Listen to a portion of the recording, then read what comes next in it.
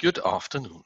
Today I would like to show you a few corridors, how these corridors developed from last year or from beginning of this year on the short and long-term market, as the majority of customers are going to tender in Q4 and new rates become valid early next year.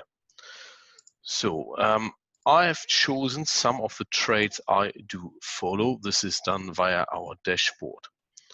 And I only compared against the market metric long-term last 3 months. I've chosen the 40 feet high cube past year, and at the moment you also see only the comparison with the last year same time. So I just have a few trades over here. Yeah, and you do see a very diverse development. This is, for example, Singapore, China main. The short-term market versus 1 year ago is 8% up. The long-term market is 23% down, yeah, versus the same period last year. And this is what we do see now for all the individual trades. And we have touched, for example, North Europe main, US East Coast main, I believe 2 or 3 weeks earlier, and you see still the short-term market is 14% down compared to last year, and the long-term market is 7% down. This gives a clear indication that it's very unlikely that this trade will be at a higher level when you go to your first round now, and we'll have some negotiations later on, as there's no indication that this trade will have a different development than the one we see over here. Yeah, you can also play around with the comparison of, for example, 9 months ago. That means we will compare now against January data. Yeah, and the same for the North Europe main to US East Coast main trade, where we see it's still both negative, and similar is what we do see on North Europe main, South America East Coast main. Yeah, minus 11% on short, minus 13 on long. Yeah, there is for sure as well some other trades, and you may wonder what you see over here, but we have touched this earlier as well. You know, the Far East main, US West Coast prices on the short-term market are up by 180%.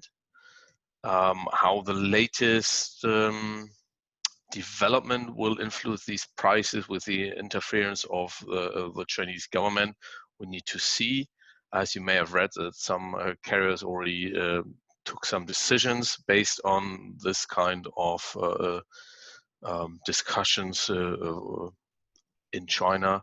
Yeah, but usually it might look a bit awkward that the long-term market is just 2% up at the moment, but you shouldn't forget on the Trans-Pacific, the majority of the contracts, they are valid on the long-term side, valid from May and June. And as we only compared against the contracts which have been agreed the last 3 months, there are not that many contracts which will be added in July, August, September. Yeah, but this kind of trade, if you go to tender now, the long-term prices will be at a far higher level as well. In the last meeting or video, we showed Ray that we expect something as well, which is plus 20-25% on the long-term price. Depends a bit on your rate levels. If you use this kind of market trends view, I mean, this can also be used throughout the year for budgeting purposes and so on, as you can play around with all the different comparisons. Yeah, let me just check it against the last 3 months now. How did the rates develop in the last 3 months?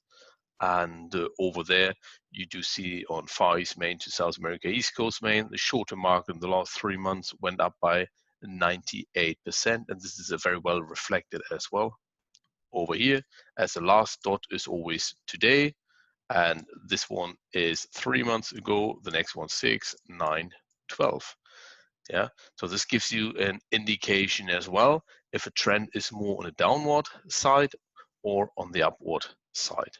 Yeah, just create this for yourself and check what is happening on your trades, on your major corridors.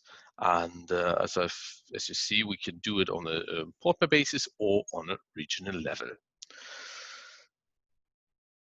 I just would like to refer to our Xnata Customer Summit, which is a virtual event this year, as we decided a long time ago that we go for a virtual event instead of a real face-to-face event. This will happen on October the 14th and 15th. European time, it will be the afternoon. And all our customers should join this session as we team up this year with JOC. We have very interesting topics and guests, and we have a keynote speaker from the carrier side as well. Yeah, Rolf Faber-Jansen, the CEO of Hapag-Lloyd, will join, and it will be great to see you there. Enjoy the day. Speak soon. Bye-bye.